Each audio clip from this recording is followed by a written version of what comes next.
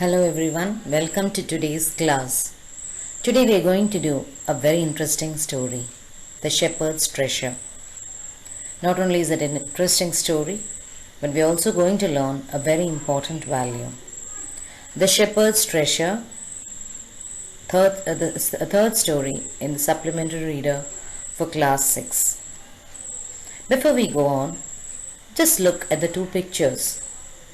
On one side you see a shepherd, and naturally you don't associate him with wealth. And on the other side you see a chest full of treasure. Would you expect this shepherd to have this much of gold? Well, read on and find out what is the treasure that this shepherd has. The story is set in Iran. A shepherd lived there and he was very poor. He was so poor that he didn't even have a cottage of his own. He had to live in a cave. Though he wanted to learn, though he was interested in studies, he was intelligent, he couldn't read or write because there were very few schools in those days. So he hadn't been able to go to school and he was hated. But he was very wise. He could understand people, he could understand their problems, and he helped them to face their problems with courage and common sense. People used to come from far and wide to listen to him and to get his advice. Soon he became quite famous, and even the king of the country heard about him. The king wanted to meet this wise man. He decided to come in the disguise of a shepherd. That's, he dressed himself up as a shepherd and he came there. He rode on a mule and he reached there. And the wise shepherd saw him approaching from far. So naturally he thought it's a traveler, and he got up and came towards him to welcome him.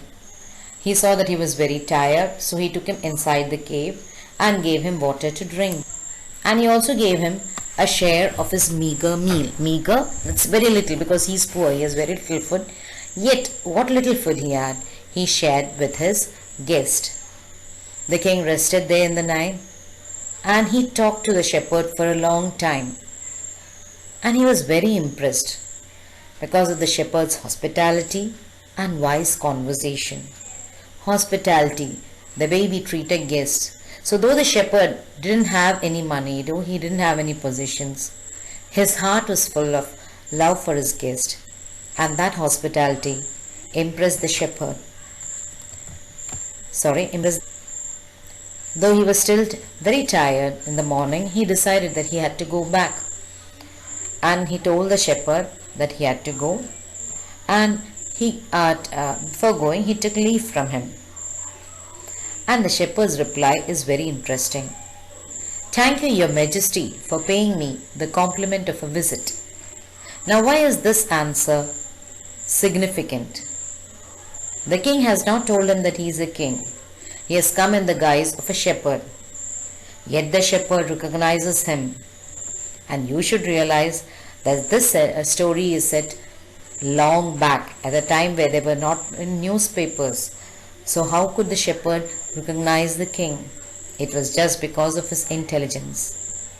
The king was surprised as well as he was very pleased. He realized that the shepherd was an extraordinary person. And he said, "I need people like you to work for me." "Yes, of course," said the shepherd. He decided to obey the king. And the king made him the governor of a small district. So though his position has changed, he has got power, he has got money, yet he remained as humble as ever. He was not at all proud. He governed in a very good manner and everyone loved him. He became so famous that all over the country everyone heard about him. He became famous as a fair and wise governor, someone who is just to all, who doesn't show any partiality, who treats all as. Naturally, when someone becomes famous, the others become jealous. So all the other governors became very jealous. So they went to the king and started speaking about him. They started telling all kinds of tales. One said, Oh, that shepherd is very dishonest.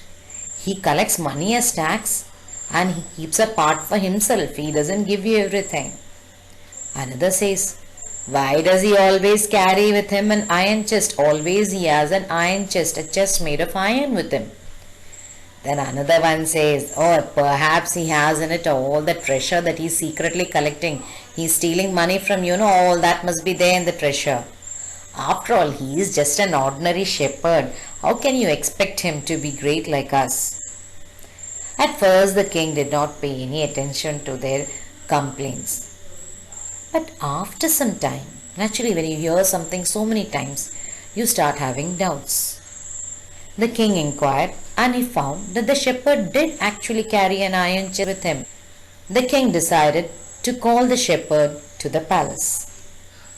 He came on his camel and all those who wanted to get rid of the shepherd were very happy because the chest was there with him. He had tied it very securely onto the camel's back. When the king saw the chest, he got very angry. He thought all the stories are true. So he thundered, he said loudly, why do you always carry that iron chest with you? What does it contain? But the shepherd governor was not afraid, nor was he angry. He just smiled and he asked his servant to bring the chest. All the people there were very eagerly waiting. Yes, now the chest will come. Now it will be open. Now the shepherd would out. But they were all surprised when the chest was open because it did not have gold, silver or jewels. There was just an old torn blanket in it. The king was also surprised. He said, see, you are a governor. Why are you carrying this old torn blanket with you all the time? The shepherd said, this blanket is my oldest friend. It has always been with me. Whatever I have now has been given to me by you. You can take it away at any time. But even then, this blanket will be with me. Now children, doesn't that show how humble he is, how wise he is? He is not carried away by all the wealth and power that he has got, and he realizes what he is, what the truth is. The king was very happy when he heard it. He realized that this man is truly great, and he decided to reward him by making him the governor of a much bigger district that very day. Just think what the reaction of his enemies may have been. They had wanted to punish him, and now did they get that? No, he became even more famous. So we learn two things. We should never try to harm somebody else, because if we do that, it will never ever succeed because our intention is wrong. Secondly, we should all be humble like the shepherd and be wise. We should not go after unnecessary belongings, and we should realize what the truth is at all times. We should also draw inspiration from this shepherd who, though he was poor, though he was uneducated, reached such great heights because of his wisdom. Children, there are some new words that we saw in the story, so we'll just quickly go through those words. Mule. Mule is the offspring, the child born by the union of a donkey and a horse. Its parents are donkey and horse. Hospitality. What do you mean by hospitality? That is being very warm towards our guests. Be our guest. That's what we can tell them. Meager. Meager is something that's not enough in quantity. Look at that dinner plate. It looks so pretty. You have the cutlery required. That's you have a spoon and a fork. The food looks so nice, but unfortunately, it's too less. It's not enough for us, isn't it? So that's meager. Mocking. Mocking, making fun of someone in a very cruel way. Astonished. Surprised. Fair. Fair means when we are free from bias. There is no dishonesty, no partiality. We are just. Ignoring. I don't think I have to explain the word meaning because it's obvious. The girl is ignoring her mother. Summon. Words which means like summon, invited, request, called, etc. Humble, not proud of, not too proud, understanding that we are not the most important thing in the world. What other words are there for fasten? Fasten is another word we learned. Fasten means tied very securely or firmly. Eagerly, I'm sure I don't have to explain for you. The boy's expression tells you everything. He is waiting eagerly for his meal. Okay, so with a lot of interest. Thunder, speak in a very loud voice like thunder. And cloak is this covering that you can see. So it's a covering that we have over our dress. I hope you all enjoyed the lesson. Thank you and meet you again. Bye.